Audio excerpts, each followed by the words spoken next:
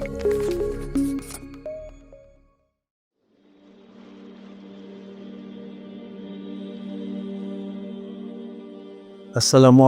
warahmatullahi wabarakatuh. Bismillahirrahmanirrahim. Alhamdulillahil qailu fi kitabihil azim. Syahru Ramadan alladhi unzila fihi al-Quran. Hudan linnas wa bayyinatin minal huda wal furqan. Allahumma salli wa sallim wa barik ala sayyidil anam.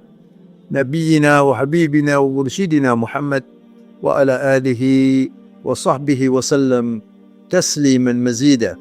Wa ba'd. Ikhwani wa akhwati fillah rahimakumullah. Alhamdulillah, kita bersyukur di bulan yang penuh berkah dan agung ini kita berkesempatan untuk belajar agama dalam banyak kesempatan. Dan kali ini masalah yang akan diangkat adalah masalah Al-Quran.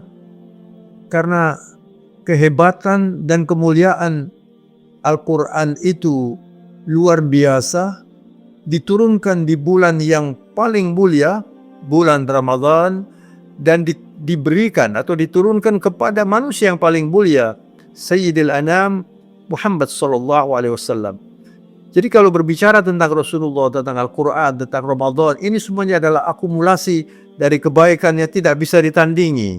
Nah, masalahnya adalah bagaimana kita sebagai umat Muhammad ini bisa menjadi manusia yang Qur'ani. Karena kalau Al-Quran itu sebatas dibaca, kemudian dihafalkan bahkan ya, tanpa difahami untuk diimplementasikan, maka belum sampai pada tujuan yang utama. Alhamdulillah, kita sudah berpengalaman berkali-kali menikmati bulan Ramadan seperti sekarang ini. Dan Rasulullah SAW mengingatkan kita bahwa Al-Quran itu diturunkan di bulan Ramadan, di malam yang sangat luar biasa, penuh berkah dan istimewa. Di dalam Al-Quran, di dalam surat Ad-Dukhan, Allah bersumpah dengan Al-Quran ini, Hamim, wal kitabil mubin, inna anzalnahu fi laylatin mubarakatin, inna kunna mundirin. Demi kitab yang nyata kebenarannya ini, kitab Al-Quran diturunkan di malam yang penuh berkah. Lalu ujungnya Allah mengingatkan kita, inna kunna mundirin. Dengan Al-Quran ini manusia diingatkan, jangan mengabaikan, jangan tidak menggunakan. Nanti hidup ini pasti akan sulit dan sampai di akhirat nanti tidak akan pernah mencapai kesuksesan. Dan di dalam ayat yang lain, Al-Quran diturunkan di Lailatul Qadar. Ayatnya atau surahnya sangat populer dan sering kita baca di bulan Ramadan ini. Wa sadaqallahul azim. Inna anzalnahu fi Lailatul Qadar. Allahu Akbar. Sungguh kami menurunkan Al-Quran ini di malam yang kadarnya tinggi. Para ahli tafsir juga mengartikan kadar ini artinya sempit. Kenapa? Karena malaikat begitu banyak dikerahkan oleh Allah di bawah pimpinan Jibril untuk membawa Al-Quran ini. Diturunkan di malam yang kadarnya tinggi. Lalu dipertanyakan juga dalam Al-Quran, wa ma adraka ma Lailatul Qadar. Anda tahu apa tentang Lailatul Qadar? Allah tidak menjawab definisi. Tidak mengatakan Lailatul Qadar adalah. Tidak. Tapi Allah menjawab, Lailatul Qadri khairun min alfi syahr. Allahu Akbar. Malam Lailatul Qadar saat Al-Quran itu diturunkan, kalau kita beramal, kita beribadah, itu mendapat pahala yang nilainya melebihi ibadah 83 tahun, 1000 bulan. Jadi ini keistimewaan yang diberikan oleh Allah khusus kepada umat Muhammad sallallahu alaihi wasallam, dan kita harus mensyukuri, dan lebih dari sekedar mensyukuri, kita harus memanfaatkan. Maka kita masih punya waktu. Rasulullah ketika masih hidup itu mengajak keluarganya untuk beriktikaf di masjid di 10 hari yang terakhir, dan para ulama memberi catatan ya bahwa ibadah iktikaf di masjid itu adalah ibadah yang tidak pernah ditinggalkan oleh Rasulullah sampai beliau wafat. Tapi banyak kita yang tidak memperhatikan, terutama di bulan Ramadan ini. Sehingga dikatakan hatihi ibadah mahjurah. Ibadah itikaf yang luar biasa pentingnya ini banyak orang menghijrainya, tidak memperhatikan. Mari kita tiru bagaimana pola hidup Rasulullah ketika memasuki 10 hari yang terakhir. Rasulullah mengingatkan, carilah barokah Lailatul Qadar itu di 10 hari yang terakhir, khususnya di malam-malam ganjil. Dan Rasulullah bahkan bukan hanya sendiri, seperti yang dituturkan oleh istri Nabi radhiyallahu anha Aisyah, kana sallallahu alaihi wasallam idza dakhala al-ashr awakhir min Ramadan shadda mi'zarahu wa ayqadha ahlahu wa ahya lailah. Allahu akbar. Rasulullah kalau sudah memasuki 10 hari terakhir, mengingkar pinggangnya, siap untuk beribadah, keluarganya diajak untuk beriktikaf di masjid dan berzikir, menghidupkan malam, artinya menggunakan malam yang penuh berkah itu untuk beribadah, untuk berzikir, untuk berdoa, untuk membaca Al-Quran. Ini luar biasa sekali. Oleh karena itu kita tidak tahu sampai kapan mendapat kesempatan Ramadan.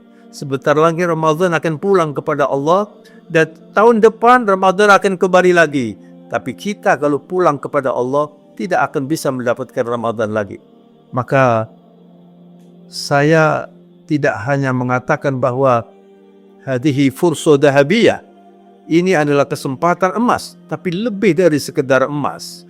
Tidak terungkapkan kalau orang menggunakan fadail atau barokah atau pemberian Allah bagi mereka yang beriktikaf di masjid, kemudian mendapatkan barokat Lailatul Qadar.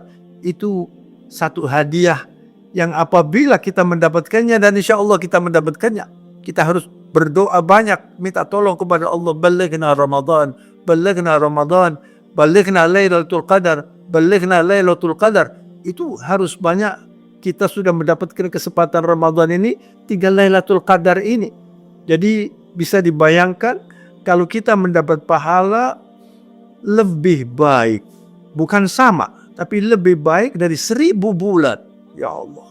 Maka artinya kalau seseorang ya mendapatkan kesempatan mendapatkan Lailatul Qadar 10 tahun, itu artinya dia menikmati ibadah 800 sekian tahun.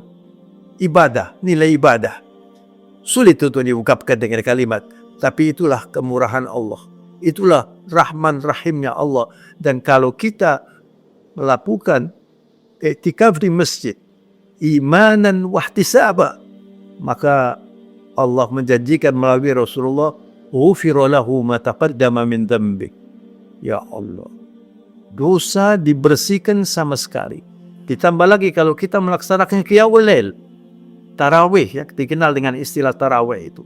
Kalau kita melaksanakannya imanan wahtisaba, ghufira lahu ma taqaddama min dhanbi, dibersihkan dosanya.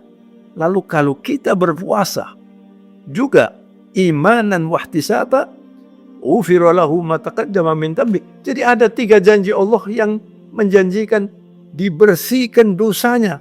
Maka kalau kita menggunakan kesempatan ini dengan baik untuk beribadah dengan landasan iman, mengagungkan Allah, takut kepada Allah, cinta kepada Allah, itu kriteria iman yang berkualitas. Mengagungkan Allah artinya kalau beribadah dilaksanakan dengan sebaik-baiknya. Kalau berpuasa demikian juga. Wa ihtisaba, dijaga jangan sampai puasanya dikotori. Demikian juga kalau sholat tarawih. Dan yang terakhir, kalau kita qiyamul lail, Masya Allah, kita beriktikaf di masjid imanan wahtisaba, ghufira lahu ma taqaddama min dhanbihi, dibersihkan semua dosa. Artinya, ma'asyiral muslimin rahimakumullah, kalau orang itu beribadah dengan baik dan sukses diridhoi oleh Allah, ada orang-orang yang keluar dari rumahnya pada waktu Idul Fitri dan dia tidak punya dosa sama sekali. Kayaumi waladathu ummu, seperti baru dilahirkan oleh ibunya.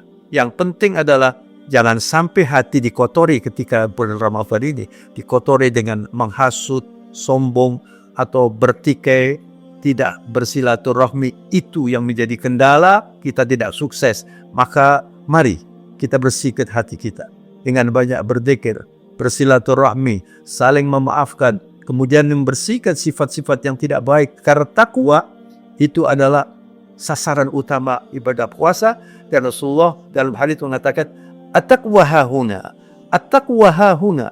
Yang paling penting takwa itu bukan penampilan, tetapi apa yang di dalam hati. Dan inilah saat yang baik untuk meningkatkan ketakwaan kita, sehingga kita nanti bisa beridul fitri dengan baik dan bebas dari semua dosa. Kalau misalnya pada akhirnya kita dipanggil oleh Allah setelah kita melaksanakan ibadah-ibadah yang istimewa di bulan Ramadan ini, insyaallah husnul khatimah.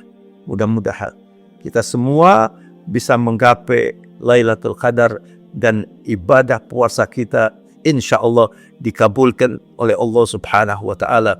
Aqulu qouli hadza wa astaghfirullah li wa lakum wa lisairil muslimin wal muslimat fastaghfiruh innahu huwal ghafurur rahim wal afu minkum wa billahi taufiq wal hidayah. Wassalamu alaikum warahmatullahi wabarakatuh.